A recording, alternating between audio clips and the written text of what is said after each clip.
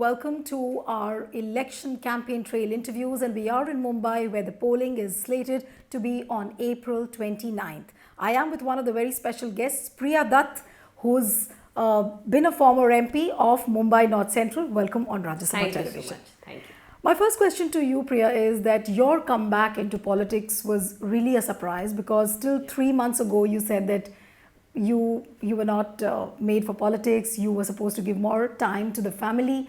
So what really made you change your decision? Actually, I was very clear that I didn't want to be in electoral politics. I would always be part of the party, work in the party. But I wanted to really step back from electoral politics. I was working with my Nargis Dutt Foundation, and it gave me a lot of freedom to work beyond boundaries, and I was working all over India with health and education, and I loved my work. That has been my passion. So that's been my passion even in politics, So when I was in politics, I never really was too political, but I used to work more on the social level with people using the political platform.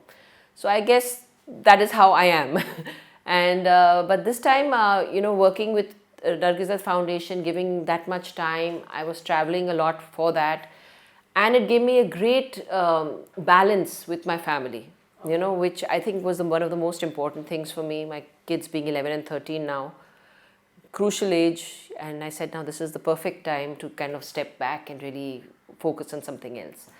But, seeing what was happening in the country in the past 5 years, and I met Rahul ji also, and I went to him to talk to him and tell him that, I'm not going to be doing this, and apologies, I hadn't met you earlier.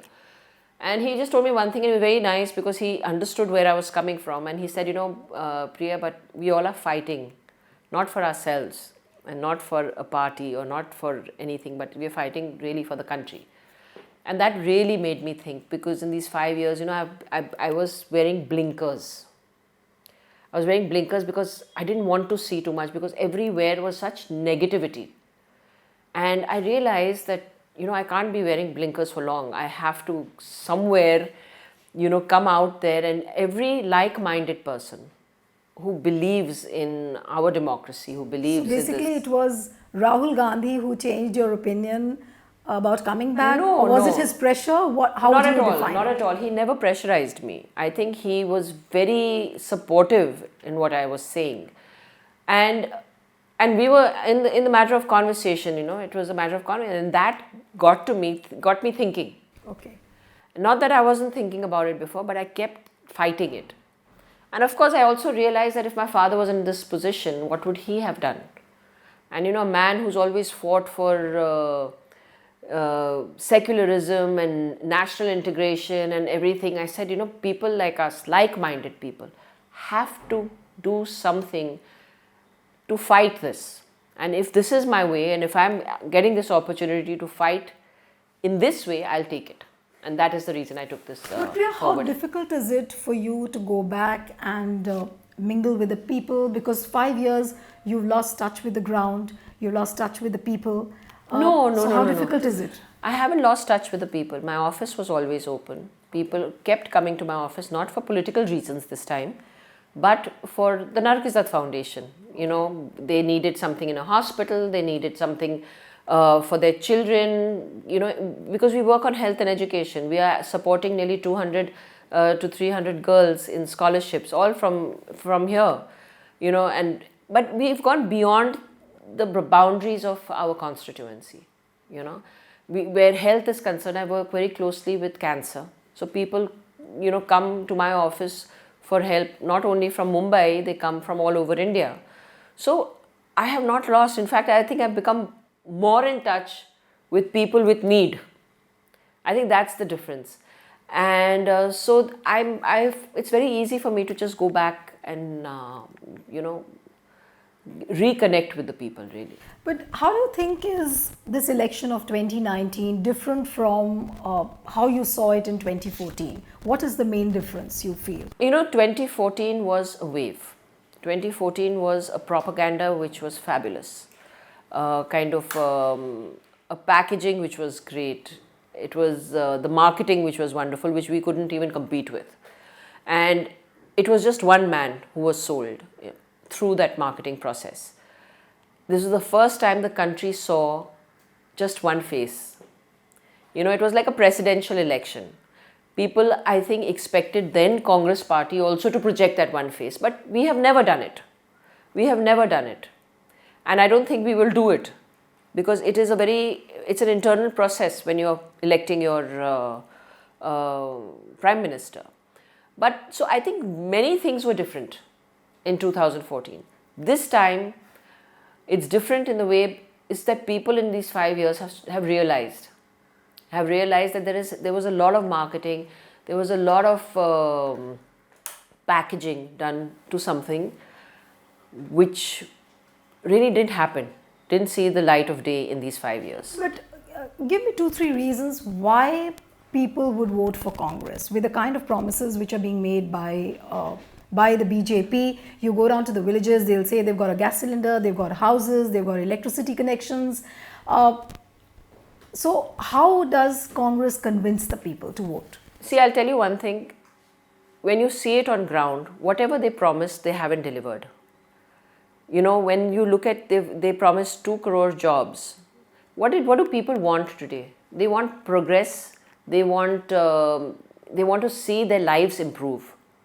When you say you promise 2 crore jobs in a year, forget the 2 crore jobs coming. People have lost the jobs they had because of the wrong decisions, because of the wrong policies like demonetization or the rollout of GST, which was so haphazard. Right. So you lost jobs because people's businesses finished. They had to pack up and leave. So there have been huge problems which people have faced because of this. But do you think Congress can convince the people as Of far course. as jobs are concerned? And do you have a ready blueprint that, look, Of this course. is the framework within which now, if you come back to power, you will get jobs? I think if you see our manifesto, everything in detail is outlined there. Not just jobs, but this manifesto is the voice of the people. We have made this manifesto with consultation with civil society, with experts, with people with the in-depth knowledge of economics. So it is not that we're talking over our heads here. Whatever is said in our manifesto will happen. And we've given it a time frame.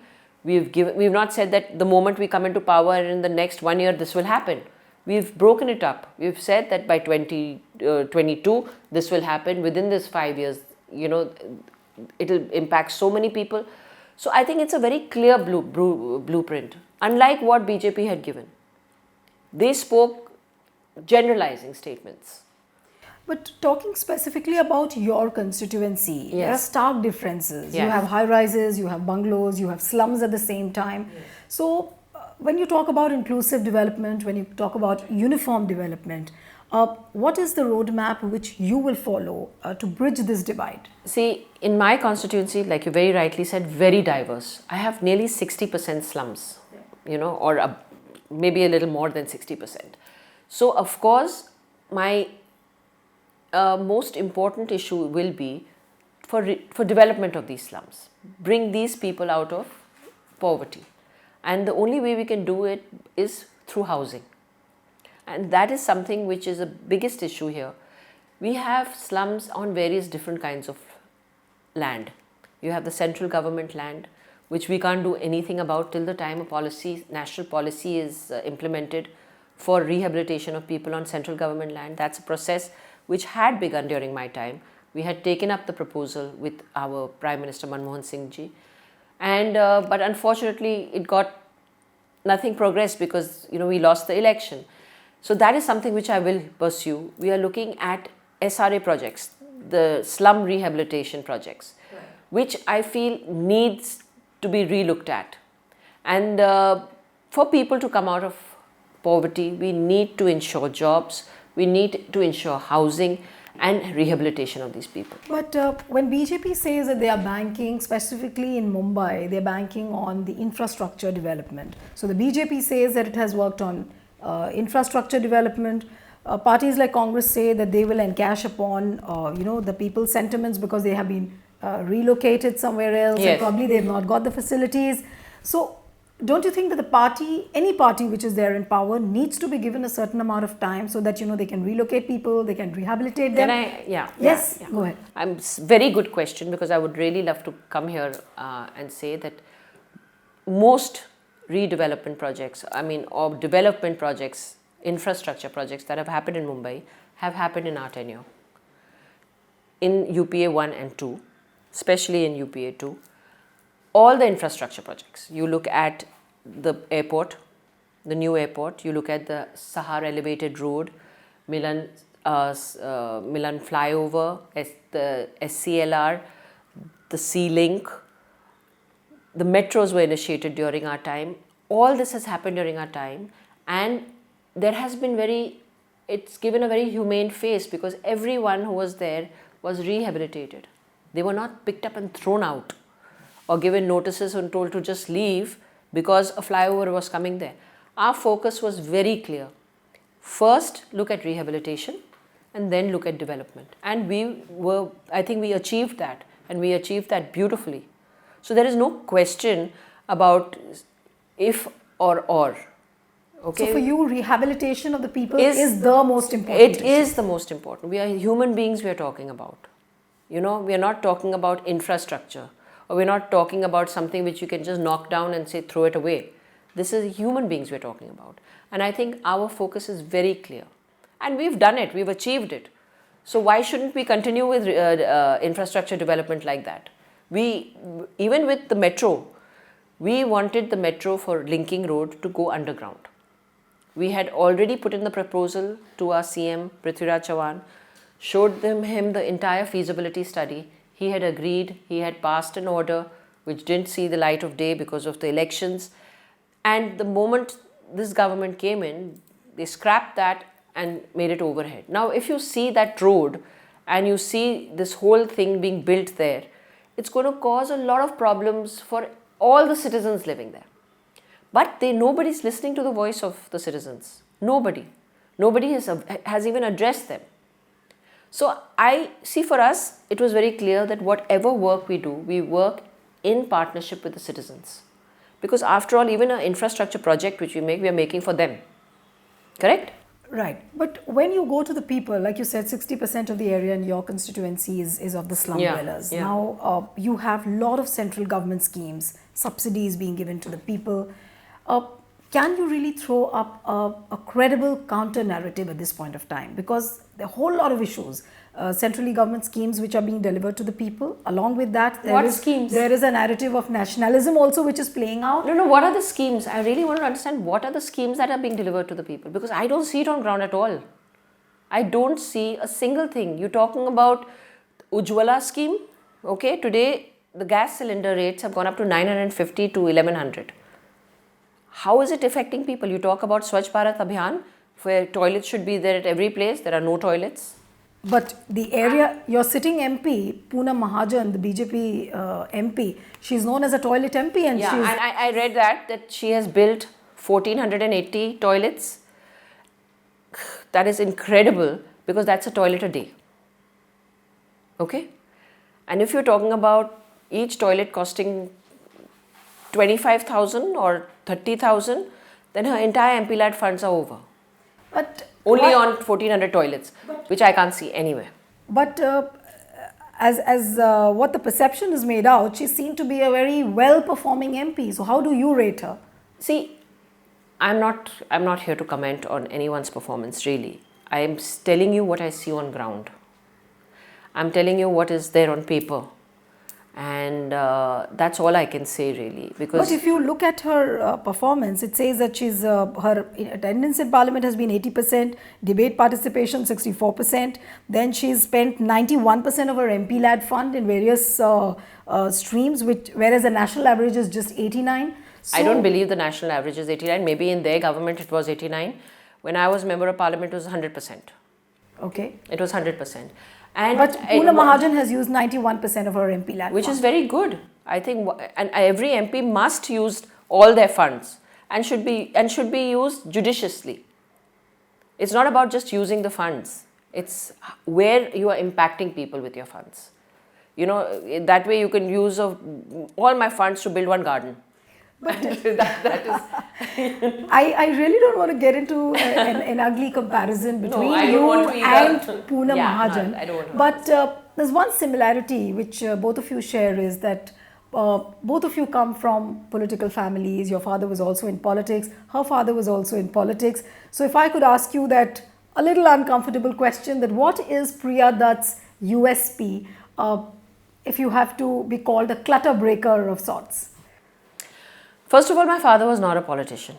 Okay. My father, and I always, But he was loved and liked by the people. that is his legacy. His legacy is his work, not political work. I look at his legacy as a man who stood up for what was right, who reached out to the poorest of the poor. And it was that social commitment of his which is his legacy. And I'm very proud to take that legacy forward. That is my USP. And I'm very proud of it. But why is there a perception on the ground that, Priya Dutt is not very accessible for the people? She doesn't mingle with the people easily. If you look at the press reports, that's what the perception is made out of. I see, if you see my campaign, and I have come back after a while, and you have to see the connect which I have with the people, the love the people. It's all on my Twitter and my Instagram and photographs or whatever, or people who have come with me on the campaign trail. I love working with people. So the question of me not being connected to people it's really baseless, because my work, even with Nargis Dutt Foundation, is with people. I could not be sitting in isolation and doing this work. So I think it's really sad that people come down to this level of propaganda to say that Priya Dutt is not she doesn't have a connect with people. How? That is my work. With politics or without politics, my work is with the people. So you're hopeful that you're going to give a tough fight to Poonam Mahajan this year? 100%. 100%. I think it's going to be a great fight. And I am not here to criticize anybody. This is a fight of two different ideologies. This is a fight of truth versus lies. And this is a fight to save our democracy. That is what I believe in. That is why I am here to fight this election. But Prime Minister Narendra Modi and of course the entire BJP is very, very upbeat, and they are saying that there is a Modi wave and they will come back with a better majority than what they had in 2014. That's really wishful thinking for them, and I, wish them the best, definitely. And all I can say that while campaigning, I don't see a wave like I did in 2014. But with the kind of alliance which BJP has had with Shiv Sena, people do on the ground across Maharashtra saying that maybe BJP will come back to power. I mean, with better seats, better seat tally. People have understood why the alliance has happened. But you have to understand, these are people you're talking about, people who have emotions, people who are who have a brain to think. Their workers, the people, have realized that they have abused each other so much through these 5 years, and suddenly they've come back together to fight an election. You may have a friendly relationship on top and have come to an understanding on top. It hasn't trickled down to the bottom. But did the same thing happen with Congress and NCP in 2014? You parted ways with a very important ally which you had. Yes, we did. We parted ways with NCP, and we remained that way. So it was a very clear-cut decision. So, and you have to see that today a lot of people have come together. MNS has supported all of us who are fighting against... So Congress is banking a lot on Raj Thackeray, which means... Not banking. It is great to have the support from all quarters. But what support does Raj Thackeray bring for Congress? Is it an emotional support or in terms of... It is the support of his cadre as well. Okay. It is supporting us, verbally as well. It's an emotional support as well. So I think in many ways, and I think, like I said, this is a fight that goes beyond a person. All of us who are there. It's a fight for what is right. But Priya, people who've seen politics unfolding on the ground very closely, they do know that politics is just not about how you play out on the stage. It's about arithmetic, it's about chemistry. So when you talk about arithmetic, BSP and SP also are fighting in alliance. Now, does that impact the contest in Maharashtra in any way? No, it won't. It won't. And I believe certain areas in Maharashtra it might, but I'm talking about Mumbai. Mumbai is a very cosmopolitan city. We have a lot of people from UP working here as well. Right. And they will definitely make an impact for this election. But they also know when they're living here, their needs are very similar to everyone else who's living here. I was wanting to ask you about these little groups like Vanchit Bahujan Aghadi. Now, does it really impact because they are working in alliance with Asaduddin Owaisi's AIMIM?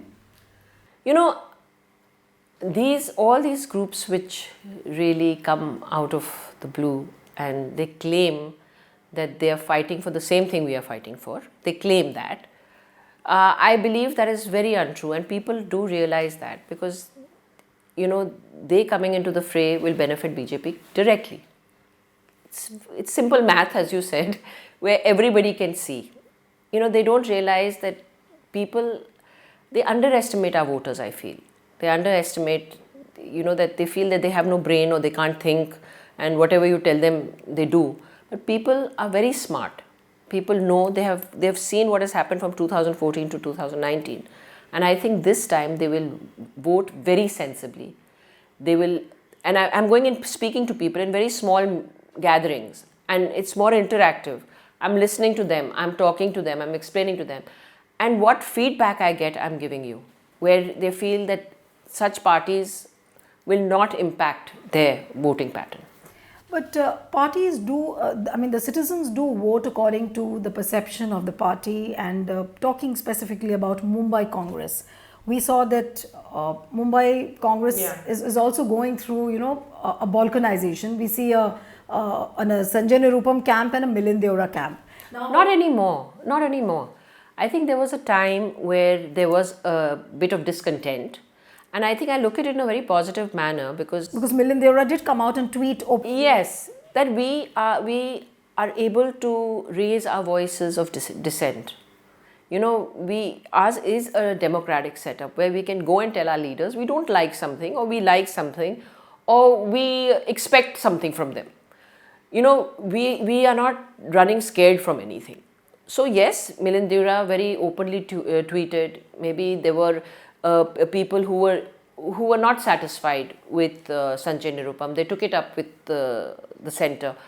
But those are internal things which happen. You know, the end result was that everybody is happy today. Everyone's working in their fields, everybody's supporting each other, everybody's looking forward, and everybody is working very hard for these elections. So you feel Milind Deora is not working like a one-man army like what Milind had accused Sanjay Nirupam of? Not at all. I think everyone's come together. And Milind is a very amiable person, very amiable face for Mumbai. Everyone is pretty fond of him, and he takes everybody together. He's not a typical, he's very much like his father really. And people like that about him. Like Sanjay Nirupam used to be accused of, you know, favoring the North Indians more, and somehow he had that kind of an image. Maybe he did. So Congress has come out of that, you mean? Completely. And Sanjay Nirupam did a good job when he was there. I think he kept Congress alive at the time when we had just lost. And it was very important to keep the cadre going, to keep them alive on ground. And he did that. And he did that very well, I must say. Yeah. Coming to the social media campaign, we see the pro-BJP voices dominating more on the social media as compared to the pro-Congress voices. What is the reason for that? They have the resources. We don't. You know, when you hear pro-BJP voices, you have trolls running after people who say anything against BJP. Everyone knows that, you know, this is something which is being promoted. Okay, and ours is more organic. You know, ours is more, if you see our numbers, it may be small, but those people are genuinely with us. And I think that is what is important. Yeah. But will you not concede that organizationally Congress is still weak on the ground? You have assembly elections also coming up in few months from now after the general elections. So Do you think that Milind now with at the helm of affairs, do you think you'll be able to revive the party to that I think extent? so. I think it's a lot to do with what Rahul Gandhi has done with the organization. Okay. And in these 5 years, he has really tried to build the organization ground up. Okay. And it's really wonderful because yes, that was an issue in 2014 where we all voiced our concern that we need to have our foundation strong. And I think he has worked on that, and he worked very well on that. We've got a very strong youth congress now, which wasn't there earlier. Our basic congress is also very strong. Our booth level has become strong. So I think organizationally we are much better today than we were earlier. But you feel that when you go on the ground, at least people are listening to you and seeing you as a credible alternative? Yes. Because that was not the case in 2014. No, it wasn't. And I'll be honest with you. I see the difference because of 2014. Okay. When I used to go out to campaign 2014, people had a veil on their face. It was not that they had any personal thing against me, but it was, no, we want change. No. I could tell halfway through the campaign that this is not happening. So I was very honest with everyone. I said the undercurrent is not what we think it should be. But this time it is different. This time I see a very different reaction of people, and that is the reason when I started campaigning, I wanted to have smaller, more intimate kind of meetings, more personalized, interactive meetings, so I can understand what the pulse of the people is. And I have to say that it is different this time. It's very different. But how much of an added factor will be Priyanka Gandhi for this election? Was it not a late entry? Not at all, not at all. I think she came in when she was ready, and I think... You feel she wasn't ready before? She had her family issues, it was her children, it was everything. I think you have to give respect to that, and she was always working. She was working behind the scenes. She was always present, but she was not actively involved as she is today. And I think her coming into the fray will create an impact. And she's got a great connect with people, and it will create an impact. So when you go out on the campaign, your kids are there with you? Or? No. So who is the biggest supporter? Are we going to see your brother Sanjay Dutt campaigning for you? Yes, of course. He will be campaigning for me. And my husband is a very big supporter. He's really takes care of a lot of things, in the background. And he's been a great support. Wish you all the best, Priya, and you have a grueling month ahead. So yes. Wish you loads of energy for that as well. I need it. Thank you. So that's it on our election campaign trail interviews. Goodbye and thanks for watching.